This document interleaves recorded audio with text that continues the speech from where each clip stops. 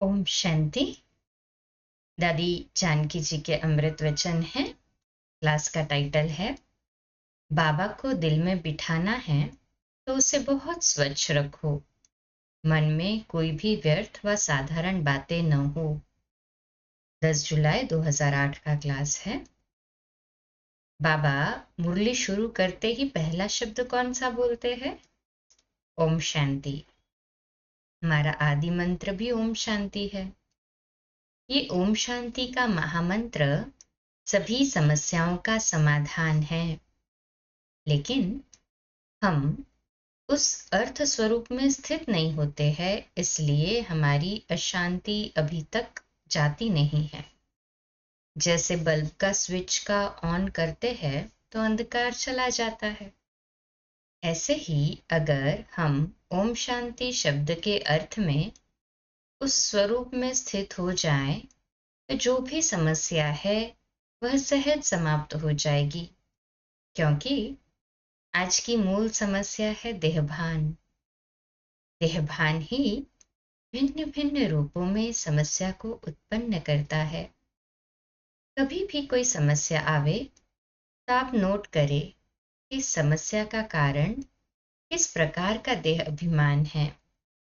देह की वृत्ति, देहभान के संस्कार है तो कर्मेंद्रियां उसी प्रकार के कर्म की तरफ आकर्षित होंगी। अभी उस देहभान को हमें मिटाना है तो क्या करें? सभी की चाहना है, उमंग है। बाबा भी बार बार होमवर्क के रूप में इशारा दे रहे हैं, तो जो बाबा ने कहा है वो करना ही है। सोचना नहीं है, कहना नहीं है। संगठन में हाथ तो सब उठा देते हैं, पर मन का हाथ नहीं उठाते हैं। मन में दृढ़ संकल्प का हाथ उठाना, ये है सच्चा हिम्मत का हाथ उठाना। तो अभी हमको इस देहभान के फाउंडेशन को खत्म करना है। सिर्फ मैं आत्मा हूं ये कहना और इस स्वरूप में स्थित होके कहना, इसका अभ्यास और अटेंशन अर्थात चेकिंग कम है। इसलिए मैं शब्द का प्रयोग ज्यादा होता है। उसकी जगह बाबा बाबा शब्द यूज में आ जाए। शुरू में बाबा ने मैं आत्मा हूं ये कूट कूट के पक्का कराया। पहले तो आत्मा का ही ज्ञान था, मैं शरीर नहीं हूं, मैं आत्मा हूं। तो बाबा कहते थे चेक करो कि अभी मेरा मन कहाँ गया। क्या मैं आत्मा से बात कर रही हूं या शरीर के भान में हूं? हम लोगों ने इसका बहुत अभ्यास किया, चेकिंग करते थे। बात कर रही हूं तो किससे बात कर रही हूं? सुन रही हूं तो मैं कौन सुन रही हूं? सुनाने वाले की दृष्टि और सुनने वाले की दृष्टि क्या है?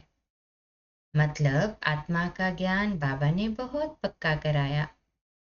अभी वह अभ्यास कम है। कामकाज में ज्यादा रहते हैं और अभ्यास कम है।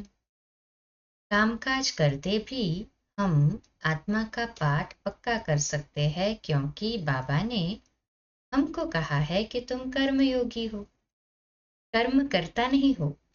कर्म और योग दोनों का बैलेंस चाहिए। जो काम रहे है उसी के संकल्प ज्यादा चलते रहते तो कर्मयोगी नहीं बन सकते। Double underline. संकल्प ज्यादा चलते हैं काम के तो कर्मयोगी नहीं बन सकते।